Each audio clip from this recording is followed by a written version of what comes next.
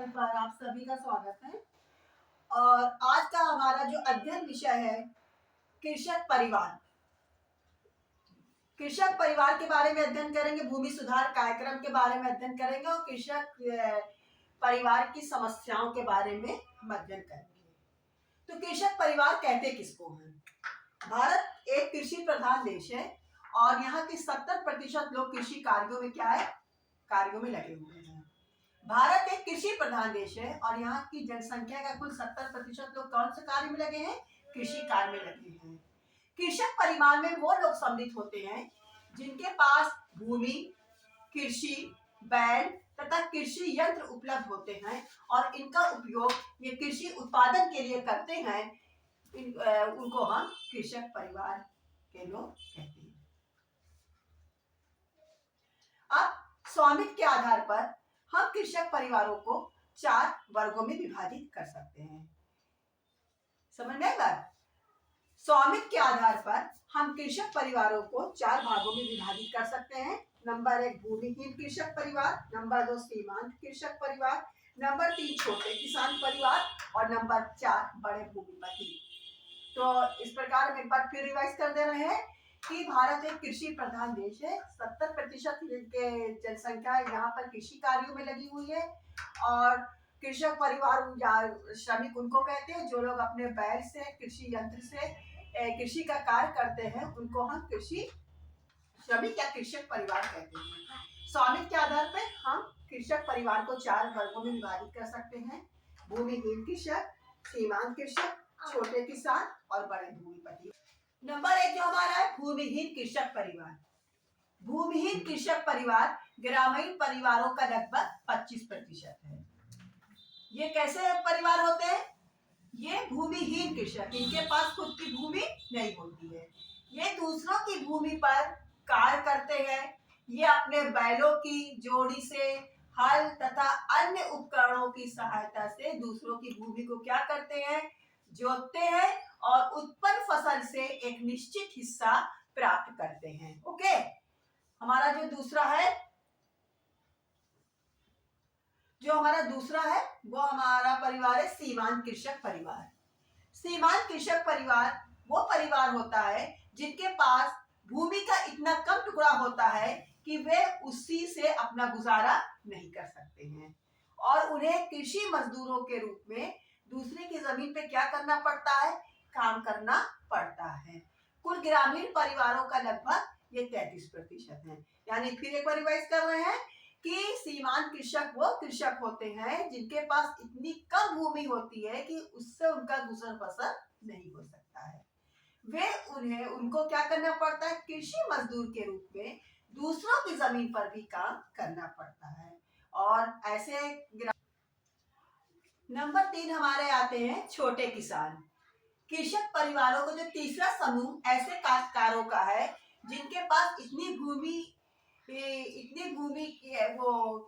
है कि उससे वो अपना काम चला लेते हैं। यानी भूमि तो कम है किंतु इतनी है कि वो उससे अपना काम चला लेते हैं और उनको दूसरे की भूमि पर काम करने की आवश्यकता नहीं होती है। भारत में कुल ग्रामीण परिवारों में 30% ऐसे किसान हैं। देखिए जो परसेंटेज है ये एग्जाम में पूछे जाते हैं। फिर उसके बाद है हमारा जो चौथा है वो बड़े भूमिपति। चौथा वर्ग उन किसानों का है जो वास्तव में संपन्न किसान हैं। इनके पास 5 हेक्टेयर से अधिक जमीन होती है और ये कुल ग्रामीण परिवारों का केवल 10% है। इनका परसेंटेज कितना है? 10%। ये अच्छी जमीन के आधे से ज्यादा मालिक होते हैं और इनके पास कृषि की सभी सुविधाएं उपलब्ध होती है। ओके, अब देखिए भारतीय कृषकों की क्या समस्याएं हैं। नंबर 1 है कृषि श्रमिकों की मुख्य समस्या मौसमी रोजगार एवं बेरोजगारी है। यानी कि जो हमारे यहाँ जो कृषि होती है मानसूनी कृषि है। हमारे यहाँ 3 प्रकार की फसलें होती हैं, खरीफ की फसल, रबी की फसल और जायद की फसल। हमारी जो खरीफ की फसल है वो जुलाई में बोई जाती है और अक्टूबर नवंबर दिसंबर में लगभग काट ली जाती है। और इसमें जो है जैसे कि और दूसरी जो हमारी फसल है इसमें जैसे धान है, तिल है, ये सब खरीफ की फसलें हैं। इसके बाद जो हमारी दूसरी फसल है वो रबी की फसल होती है, जो कि नवंबर दिसंबर में बोई जाती है और मार्च अप्रैल में काटी जाती है। इसमें जैसे कि गेहूं है, अरहर है, सरसों है, चना है, ये सब हमारी जो है रबी की फसल है। और जायद की फसल हमारी कौन सी आती है, यानी खरीफ और रबी की फसल के बीच में, यानी कि मई जून में, अप्रैल मई जून के बीच में जो हमारी फसलें किसान बोते हैं उसको हम खरीफ वो जायद की फसल कहते हैं। इसमें तरोई है, तरबूजा है, खरबूजा है, सब आदि का उत्पादन होता है। तो कहने का तात्पर्य यह है कि हमारे यहाँ जो कृषि कार्य है वो पूरे वर्ष नहीं चलता है, मौसम के अनुसार हमारे यहाँ कृषि कार्य होते हैं। तो जब तक जैसे कि अब जैसे खरीफ की फसल का टाइम हुआ तो बोने के लिए मजदूरों को बुला लिया, काम कराया, बुआई हो गई, उसके बाद मजदूरों को काम से हटा दिया, कटाई का टाइम आया तो फिर उनको रख लिया। इसके बाद रबी की फसल में भी यही, जब तक बुआई का टाइम आया बुला लिया श्रमिकों को, काम कराया, जब कटाई का टाइम आया तो फिर उनको रख लिया। तो यानी कह रहे शेष टाइम वो क्या रहते हैं, मौसमी रोजगार और बेरोजगारी की समस्या से ग्रसित हैं। समझ में आई बात। दूसरी समस्या क्या है, कृषि श्रमिकों के जो काम के घंटे क्या है, अधिक है और अनियमित है। कृषि श्रमिकों से जो अधिक से अधिक जो उनका जो समय है, वास्तव में अगर समय देखा जाए तो 8 घंटे का समय होना चाहिए काम करने का, लेकिन कृषि श्रमिकों का जो समय है वो बिल्कुल बहुत ज्यादा अधिक है, अनियमित है, कोई नियम ही नहीं समय का। जितनी देर तक वो काम करते रहे उनसे काम करवाया जाता है। नंबर 3 है, कृषि श्रमिकों को उचित मजदूरी नहीं पाते हैं। जो कृषि श्रमिक हैं ये उचित मजदूरी नहीं पाते हैं, यानी कि काम तो उनसे ज्यादा लिया जाता है, काम के लिए समय के लिए कोई नियम नहीं है, काम करते रहो, और जब मजदूरी देने का वक्त आता है, समय आता है, तो मजदूरी उतनी नहीं दी जाती। काम तो खूब लेंगे, बोझ अधिक डालेंगे, कोई नियम नहीं है, काम करते रहो, और जब मजदूरी देने की वक्त आएगी तो फिर मजदूरी उतनी नहीं देते हैं। कृषि श्रमिकों का जीवन स्तर और सामाजिक स्तर भी अत्यधिक निम्न है, यानी कह रहे हैं जो कृषि श्रमिक है जब उनको मजदूरी नहीं प्राप्त होगी तो उनका जो रहन सहन है और जो उनका सामाजिक स्तर भी बिल्कुल क्या होता है, निम्न होता है। फिर कृषि श्रमिक ऋणग्रस्तता और बेकार की समस्या से ग्रसित है। जब कृषि श्रमिकों को उचित मजदूरी नहीं मिलेगी तो मौसमी बेरोजगारी अलग उनके पास है, और उनको जो है बेरोजगार शेष दिन 6 महीना काम मिलता है, शेष दिन जो है वो बेरोजगार रहते हैं। फिर मजदूरी की दर भी क्या है, कम है, तो भाई उनके भी कुछ सामाजिक कार्य होते हैं, उनकी भी कुछ पारिवारिक दायित्व हैं, जैसे विवाह है और जन्म है, उनके यहाँ भी उत्सव होते हैं, मरण भी होते हैं, उसमें भी पैसे की आवश्यकता होती है। तो वो क्या करते हैं, महाजन से क्या ले लेते हैं, ऋण ले लेते हैं, और ये महाजन इतने बड़े सूद पर इनको क्या देते हैं, ऋण देते हैं, और ये जीवन भर वो ऋण को चुका नहीं पाते हैं। उसका नतीजा क्या निकलता है कि महाजन लोग अपने यहाँ इनसे क्या कराते हैं, बेगार की समस्या बेगार कराते हैं। इस प्रकार भारतीय श्रमिक ऋणग्रस्तता और बेगार की समस्या से ग्रसित हैं। नंबर 6 है, कृषि में बढ़ते यंत्रीकरण ने कृषि श्रमिकों में और भी ज्यादा बेरोजगारी का बढ़ावा दिया है। यानी कह रहे हैं आज कृषि कार्य जो अधिकांश जो यंत्रों के द्वारा हो रहा है। जो काम पहले आठ मनुष्य करते थे, 8, 10 या 15 श्रमिक करते थे, आज वही काम एक मशीन कुछ समय, थोड़े से समय में पूरा काम कर देती है। तो कृषि के जो बढ़ते यंत्रीकरण है इसने भी कृषि श्रमिकों में बेरोजगारी का क्या दे दिया है, बढ़ावा दे दिया है। अब लोग क्या कर रहे हैं, मशीनों से काम कर रहे हैं, कम समय में अधिक काम हो रहा है, और श्रमिक क्या होते जा रहे हैं, बेरोजगार होते जा रहे हैं, उन्हें श्रमिकों की आवश्यकता ही नहीं है। फिर है नंबर 7, कृषि श्रमिकों की आवासीय स्थिति भी बहुत दयनीय होती है। जो कृषि श्रमिक है जब उनके पास उचित मजदूरी नहीं मिल पाएगी तो उनका रहन सहन, उनके वस्त्र भी बिल्कुल दयनीय होते हैं। अगर उनके घरों को आप देखिए तो वो भी कच्ची मिट्टी के झोपड़ी होती है, कच्ची मिट्टी के बने होते हैं, ना तो उससे सर्दी की कोई बचत होती है, ना ही गर्मी से कोई बचत होती है, और ना ही बारिश से वर्षा से कोई बचत होती है। फिर कृषि श्रमिकों में श्रमिक संगठन का अभाव है। कृषि श्रमिकों में कृषि के अतिरिक्त सहायक उद्योग धंधों की भी कमी है, यानी कृषि श्रमिकों में संगठन, भारतीय कृषि श्रमिकों में कोई संगठन ही नहीं है। अगर एक संगठन बना ले, अगर एक साथ मिल के काम करें तो अवश्य उनकी समस्या का हल हो, लेकिन भारतीय श्रमिक क्या है, उनमें संगठन है ही नहीं है। अगर कोई संगठन बनाना चाहता है तो वो खुद ही एक दूसरे के संगठन को तोड़ते हैं, है ना। तो कृषि श्रम, और इसके बाद क्या है, जब उनको उचित मजदूरी नहीं मिलती है, उनके पास पैसे की कमी है, तो ये उद्योग, कोई अन्य छोटे उद्योग, कुटीर उद्योग भी नहीं कर पाते हैं। ओके, ये पूरा पढ़ लो। हाँ, कृषि श्रमिकों की समस्याओं पर सरकार ने क्या क्या प्रयास किए हैं। देखिए, सबसे पहले तो हमारा अभी इसको जितने पॉइंट्स इसको हम डिटेल अध्ययन करेंगे। सबसे पहले तो बंधुआ मजदूरी का हुआ, जिसको हमने अपनी स्क्रीन पे नहीं दिखा रहे हैं, लेकिन हम आपको शॉर्ट में समझा रहे हैं कि सबसे पहले बंधुआ मजदूरी का हुआ। यानी कि आप जानते हैं कि किसान क्या थे, महाजनों से क्या लेते थे, ऋण लेते थे, ऊंची ऊंची ब्याज पर ऋण ले लेते थे और उस ऋण को चुका नहीं पाते थे, जिससे महाजन की उनको बेकार करना पड़ता था, यानी बंधुआ मजदूर के रूप में कार्य करना पड़ता था। तो 1975 के पहले हमारे देश में बंधुआ मजदूर की एक अधिकांश लगभग परसेंटेज संख्या थी, लेकिन 1975 में श्रीमती इंदिरा गांधी ने बंधुआ मजदूर को गैर कानूनी घोषित कर दिया और एक कानून पारित करके ये घोषित कर दिया कि जहां कहीं पर भी बंधुआ मजदूर हैं अब वे स्वतंत्र हैं। फिर मजदूरी जो दर थी उसको भी एक नियम कानून पारित करके मजदूरी दर को भी एक नियम बना दिया कि इससे कम मजदूरी अब किसी मजदूर को नहीं मिलनी चाहिए। फिर उसके बाद भूमि सुधार कार्यक्रम में भी उन्होंने बहुत से सुधार हुए, सरकार ने किया। पहला सुधार है जमींदारी प्रथा का उन्मूलन।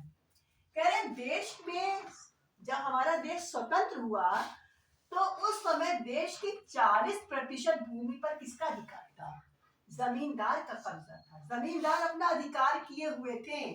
1952 में जमींदारी प्रथा सभी राज्यों में क्या कर दी, समाप्त कर दी। यानी कि जमींदारी प्रथा के विरुद्ध कानून पारित हुआ और भारत के जितने भी राज्य थे सब में जमींदारी प्रथा को समाप्त कर दिया गया, जमींदारी प्रथा का उन्मूलन कर दिया गया, जिसके फलस्वरूप 2 करोड़ किसानों को, काश्तकारों को भू स्वामित्व के अधिकार प्राप्त हुए। ओके,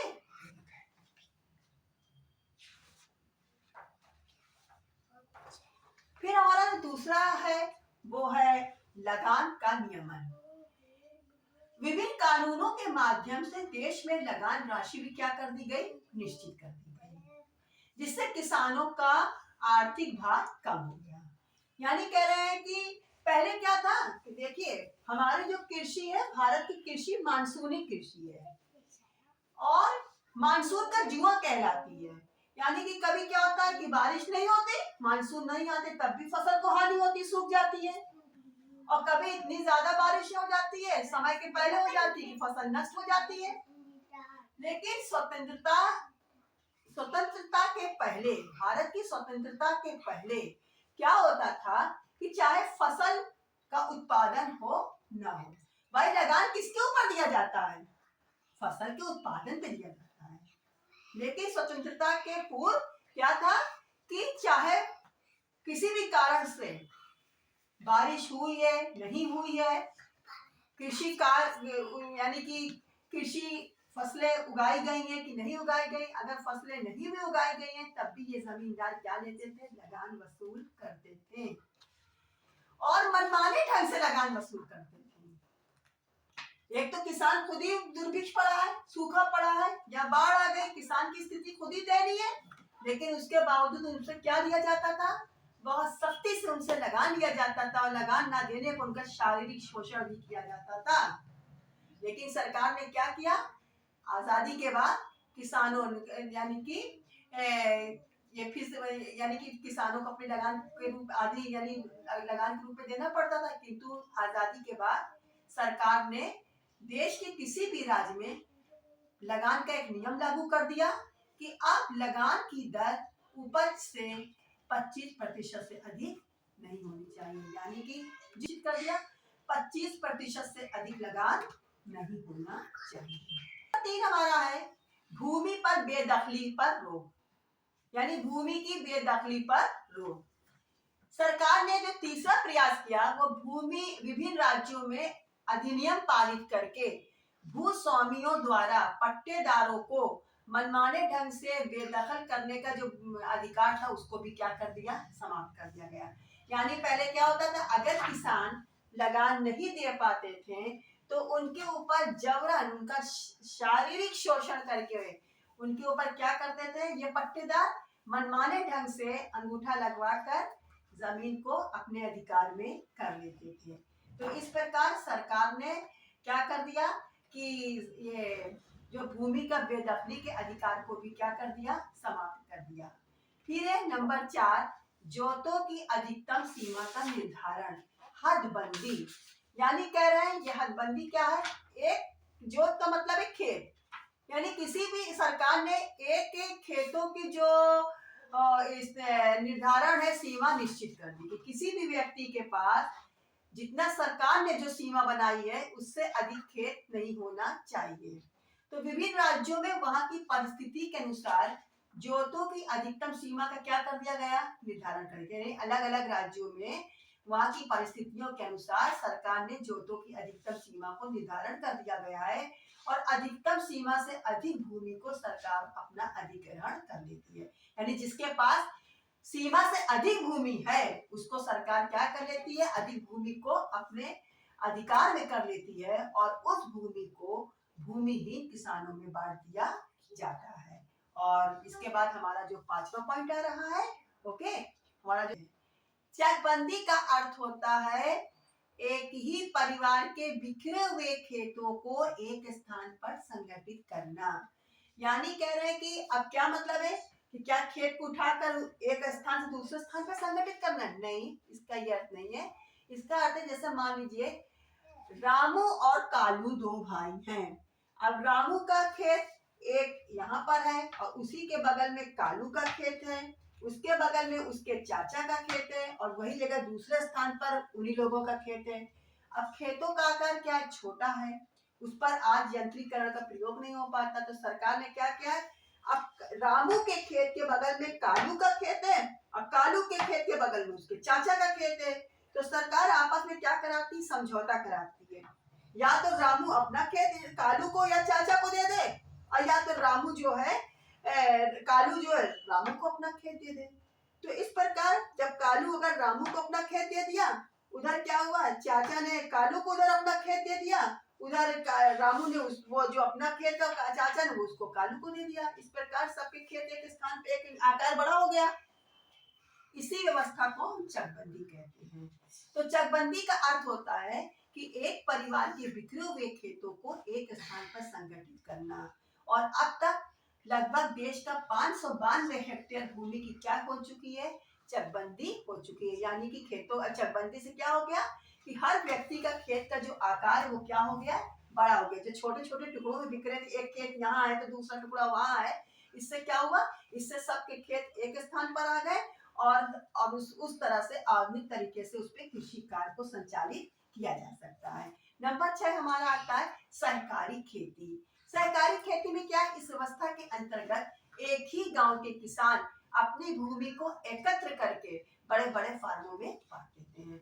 यानी कि इस सिस्टम के अंतर्गत जो क्या होता है कि गांव के जितने भी किसान हैं अपनी छोटी छोटी भूमियों को क्या कर लेते हैं, सब एकत्र कर लेते हैं, सब मिल लेते हैं, मिलकर उसको एकत्र करके बड़े बड़े फार्मों के रूप दे देते हैं और किसानों का अपनी अपनी भूमि पर स्वामित्व बना रहता है, मालिकाना हक बना रहता है।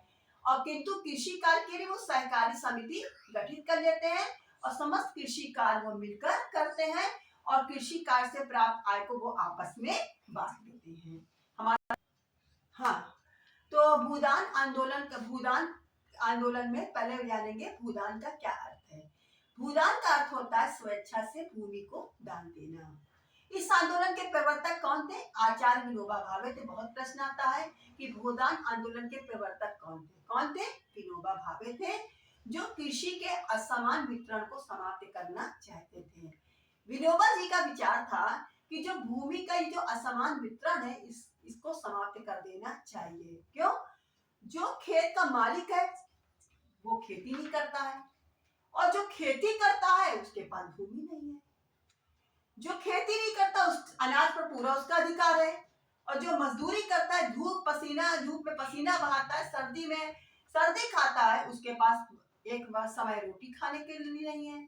तो वो इस सिस्टम से बहुत दुखी थे और उन्होंने इसी असमान वितरण को समाप्त करने के लिए भूदान आंदोलन चलाया और इस आंदोलन के फलस्वरूप 45 लाख एकड़ भूमि तथा 39,672 गांव भूदान आंदोलन में मिल चुके हैं और उसमें से 12 लाख एकड़ भूमि को भूमिहीन किसानों में वितरण किया जा चुका है। तो ये जो हमने अब तक पढ़ाया है, उम्मीद करते हैं कि आप लोगों को ये वीडियो अच्छा लगा होगा और वीडियो को लाइक करें, शेयर करें और सब्सक्राइब करें। Thank you.